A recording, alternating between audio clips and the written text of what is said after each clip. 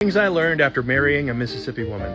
My wife and I got married 14 years ago this month, and she and her family are a huge reason why I call Mississippi my home.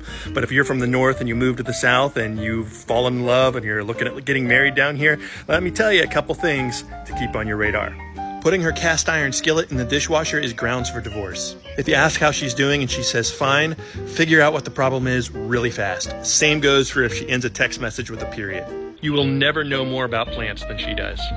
You may see her talking to somebody at the grocery store for half an hour and you'll assume that it's a lifelong friend. It's not. It's a perfect stranger that just happened to be buying the same brand of cake mix. If you have the choice to be alone in the woods with a bear, a strange man, or a southern woman who just saw you insult her kids, pick the bear and the man. They can hold their own at football games, and they can probably out-cheer you and out-drink you if they so choose. Never ask how much you just spent at Target. Just try not to think about it. Southern women have a relationship with their mothers and their daughters that you will probably never fully understand, so just be Switzerland. Bring home flowers regularly and not just on special occasions. She knows more rules about manners and etiquettes than you ever knew existed, so just follow her lead. When in doubt, always RSVP, always send a thank you note, and always tell the hostess how good her house looks. If she tells you she's throwing a baby shower or a bridal shower for somebody, go ahead and just start that separate savings account now. If you ask her for honest feedback, she's going to give it to you, but don't worry, being blunt is a love language. Just be thankful for an honesty you won't find anywhere else. They love plants and they love animals, but if said animal eats those plants, then all bets are off. She will make fun of you for wearing shorts in the winter.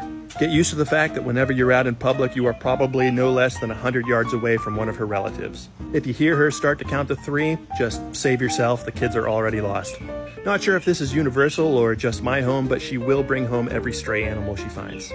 Even if you win the argument, you didn't win the argument.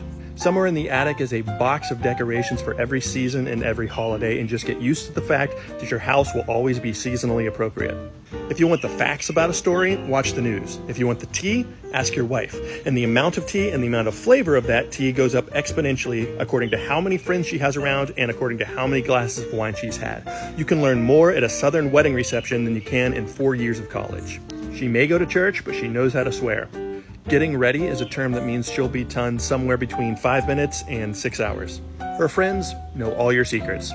She has no problem with sweat, dirt, and hard work, but nothing is more attractive to her than when you step up and do the job. Feel free to be sassy with her, but just know that you are already hopelessly outgunned. Hold the doors for her and open the car doors for her. Your bed will suddenly have a lot more pillows. Somewhere in your house is a box that's full of nothing but drink koozies. If you don't get along with her family, it's just not going to work out.